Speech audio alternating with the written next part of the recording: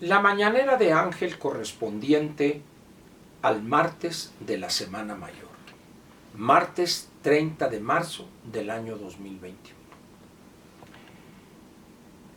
El tema que quiero comentar con usted hoy es resultado de algunas opiniones o preguntas de quienes ven el ejercicio de comunicación que ya lleva varios meses, que se llama Platica con Ángel. Si le interesare a usted, lunes, miércoles y viernes en mi canal de YouTube, ahí de las 7 a las 8:30, 8:40 de la noche, ahí podemos platicar. Preguntas en vivo, usted las hace y yo las contesto y comentamos. Algunas de las preguntas de quienes se incorporan a ese ejercicio de comunicación tienen que ver con algo que me sorprende que les sorprenda a ellos. Me dicen: don Ángel, ¿por qué usted nunca menciona alguna cosa positiva de este gobierno? Mi respuesta ha sido muy clara: porque no las veo, porque no veo una sola cosa positiva para el país y su futuro que este gobierno y específicamente el presidente López haya hecho. Incluso los invito, si usted tiene una información diferente y sabe de decisiones o de medidas positivas, con mucho gusto aquí las comentamos. En el entendido que para que una medida de gobierno, una política pública, sea positiva, tiene que tener los mínimos elementos de racionalidad, sustentabilidad financiera y un grupo definido de beneficiarios. Además, reglas de operación claras para que pueda ser detectada cualquier evasión o determinar posteriormente los efectos que esa política pública o ese programa ha tenido y mejorarlo cuando haya que hacerlo o cancelarlo si ha perdido materia. Eso es lo más elemental en la administración pública. Sin embargo, me sorprende que digan: vea usted el programa de los ninis. Y la verdad, le digo a usted, me da risa el que alguien en su sano juicio pueda pensar que el programa de los ninis, que yo llamo nininis, ni estudian, ni trabajan, ni quieren hacer alguna de esas dos cosas. Es un programa positivo. ¿Positivo de qué forma? No hay un censo válido, que se sepa exactamente a quién se le da, dónde viven, qué hacen, qué tienen que dar a cambio. Tienen que mostrar una constancia de que están inscritos en alguna institución de educación media superior o superior. Tienen que proveer una constancia de que se han incorporado al mercado laboral, etc.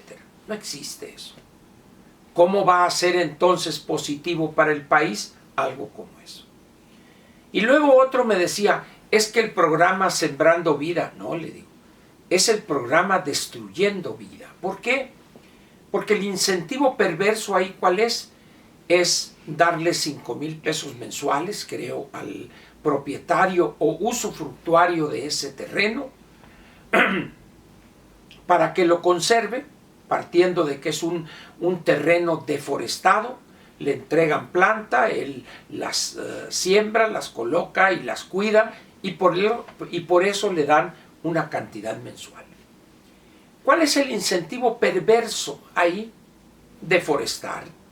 Si aquel que no cuidó su bosque en ese predio que tiene, le dan 5,000 pesos o 3,000 o 4,000, lo que sea, y a mí que cuidé el bosque nada me dan, pues tumbo los árboles para tener derecho a ese estímulo.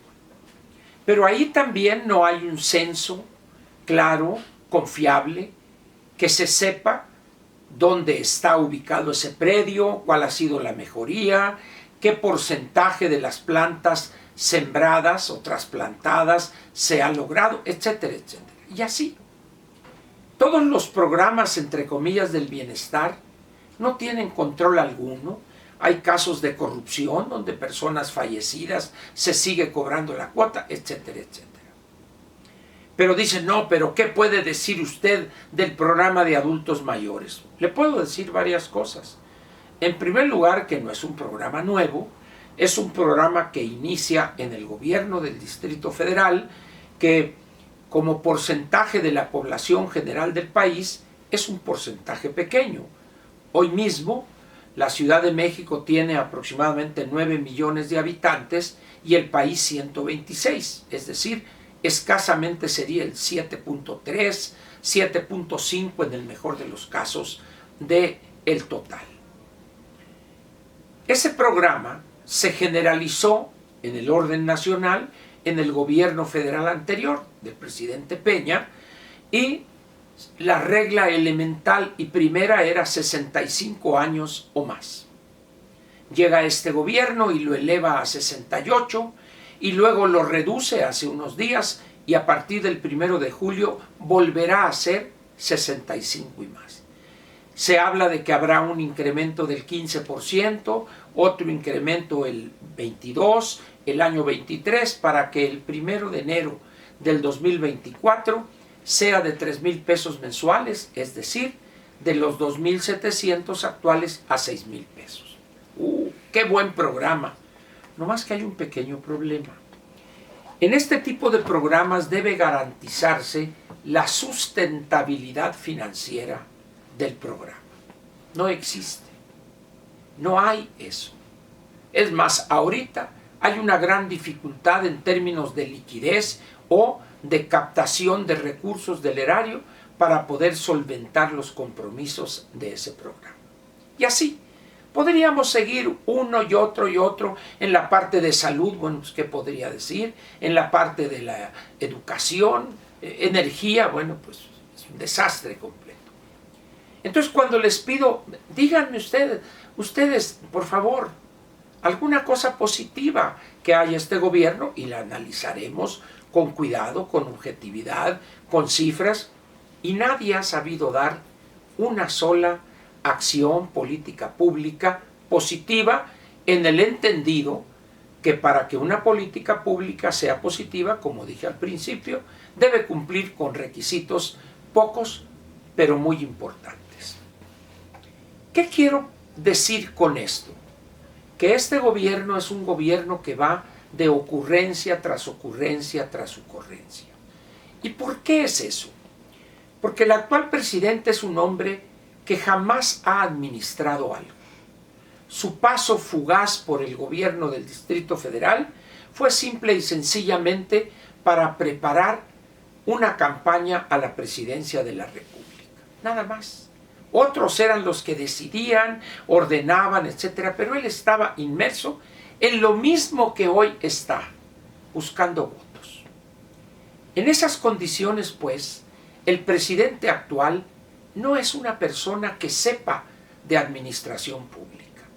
Es un ignorante completo y además un perfecto y total irresponsable en el manejo de los recursos. En estos 2 años, 4 meses, o en estos 2 años, 2019 y 2020, dilapidó recursos en fondos que se habían construido a lo largo de 15, 16 años. Se ha gastado, tirado a la basura, alrededor de 600,000 pesos, 600,000 millones de pesos de esos fondos. Ha quitado recursos a buena parte de la estructura del sector público federal y reducido las entregas en aportaciones y participaciones a los gobiernos de los estados para tirarlos en esas 3 locuras: Dos Bocas, Tren Maya y Aeropuerto Santa Lucía.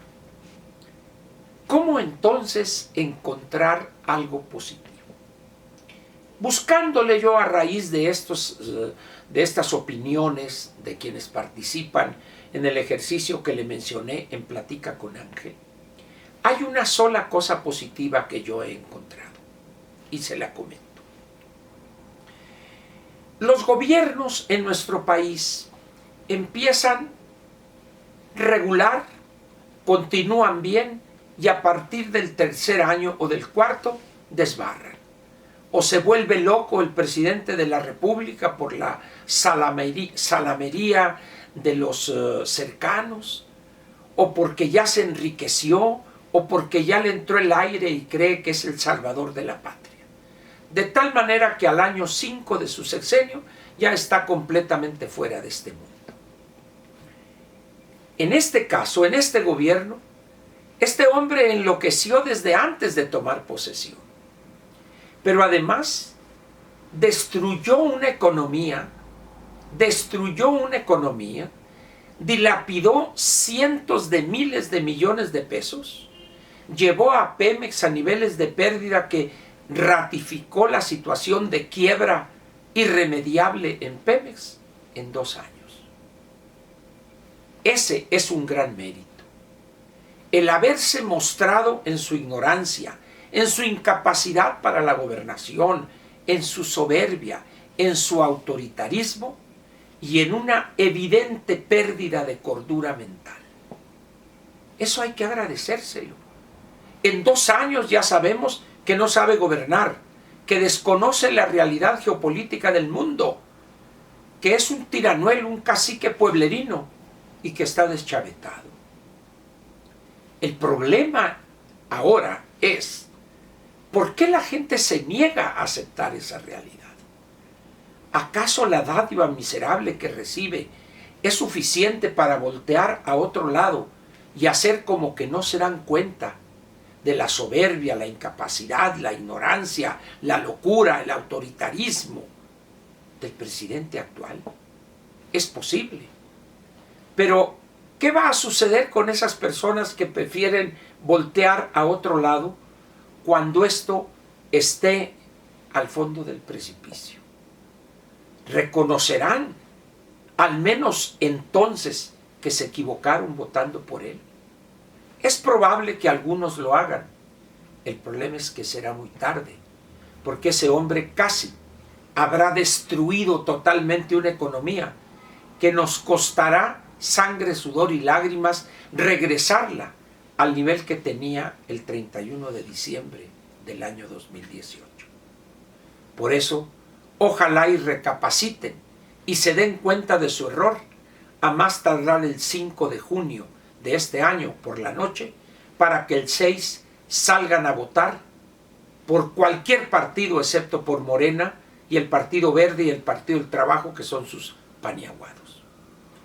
Así al menos empezarían a justificarse o decirlo, a pagar ese error que cometieron. Por lo pronto, muchas gracias y lo espero mañana miércoles aquí en esta mañanera de Ángel, pero que también es suya. Gracias.